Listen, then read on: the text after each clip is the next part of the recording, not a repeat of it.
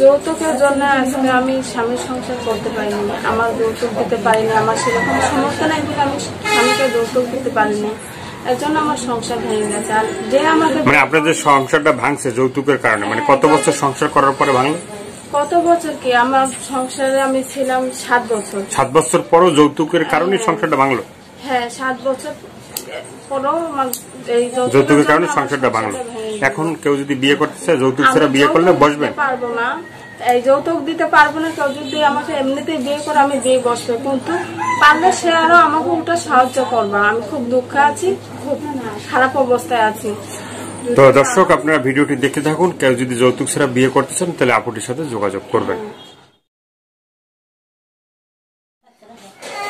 প্রিয় দর্শক, দেশ এবং প্রবাসে এই মুহূর্তে যে যেখান থেকে আমাদের ইউটিউব চ্যানেলটি দেখছেন সবাইকে প্রীতি এবং শুভেচ্ছা জানিয়ে শুরু করছি আজকের প্রতিবেদন। তো দর্শক, আজকে আমরা আসছি এই যে আপুটিকে দেখতে পাচ্ছেন, এই আপুটির জীবনের গল্প আমরা শুনবো।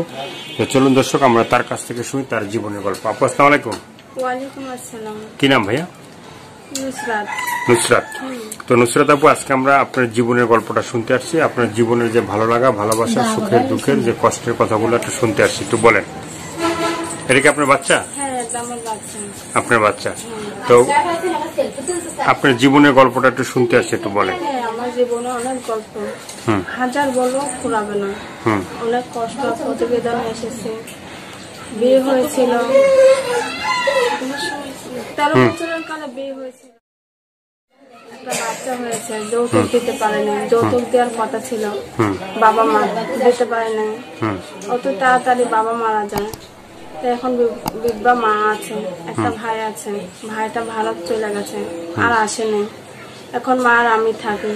এখন স্বামীকে রাখতে চেয়েছে, শাশুড়ি শ্বশুরে রাখতে চাইনি, যে এখনো যৌতুক দেওয়া হয়নি, একটা বাচ্চা হয়ে গেছে, এখনো কেন যৌতুক আসে না।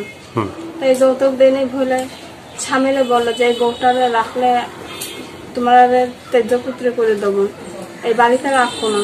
মানে আপনার স্বামীর বাবা মা বলছে যে বউ রাখলে আপনি মানে তেজ্য করে দেবে? তেজ্য করে দিবে, তাকে কোনো কিছু দিব না। স্বামীটাও লবে করে বলে বউর জন্য আমি কোনো কিছু বাবা মার সম্পত্তি পাইনি না, তাই বউ আমার দরকার নেই। এই বাচ্চা শুদ্ধ আমাকে খেদিয়ে দিয়েছে। আমি আজকে 5 বছর ধরে বাবা মার বাড়ি পড়ে আছি, কখনো খোঁজ খবর নেয় না। এই 10 বছর আমার তালাক হয়েছে। এখন অনেক দুঃখে পড়ে আমি এই প্রতিবেদনে এসেছি। এখন কোনো ভাই যদি আমার পাশে দাঁড়ায়, আমার দুঃখ কষ্ট যদি ভাগ করে নেয়, আর আমার একটা ছেলে আছে, এটা জেনে শুনে যদি আমাকে কেউ ভালোবাসতে চায় বা আমার ভালোবেসে যদি কেউ আমার পাশে থাকতে চায়, আমি অনেকটাই খুশি হব। আর কেউ যদি পারে আমাকে একটু হেল্প সহযোগিতা করে, আমি অনেক দুঃখে আছি। আপনার গ্রামের বাড়ি কোথায়? আমার গ্রামের বাড়ি ঢাকা উত্তরা আজিমপুরে। আজিমপুরে? হ্যাঁ, গৌস্থানের পাশে, ওখানে আমি থাকি। উত্তরাতে যে আজিমপুর? হ্যাঁ, আজিমপুর গুরুস্থান হচ্ছে অন্য জায়গায়? হ্যাঁ, অন্য জায়গায় গ্রাম আছে একটা, পল্লী বিদ্যুৎ, ওখানে আমি থাকি। আজিমপুরে থাকেন আপনি? কিন্তু এখানে এসেছি, একটা খালাম্মা আছে আমার, এই খালাম্মার বাড়ি বেড়াইতে আসি। এই খালাম্মা বললো যে তুমি একটা প্রতিবেদন করো, তোমার মনে এত কষ্ট, আর তোমার বাড়ি এত অভাব টানাটানি, তোমার মাটাও অসুস্থ, তুমি একটা প্রতিবেদন করো, তোমার খুব ভালো হবে।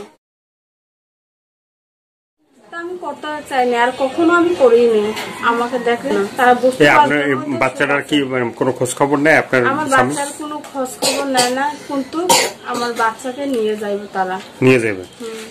আর কিছু বলতেছেন বা বলার আছে?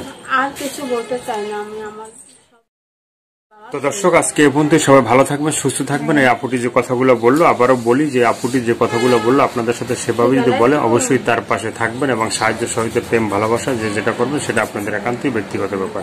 ভালো থাকেন, সুস্থ থাকেন, ভালো কাজ করেন, দেশটাকে বেশি বেশি করে ভালোবাসেন। আর যারা আমাদের চ্যানেলে নতুন, তারা চ্যানেলটি সাবস্ক্রাইব করে সঙ্গে থাকবেন, 5 ওয়াক্ত নামাজ পড়বেন। সবাইকে আল্লাহ হাফেজ।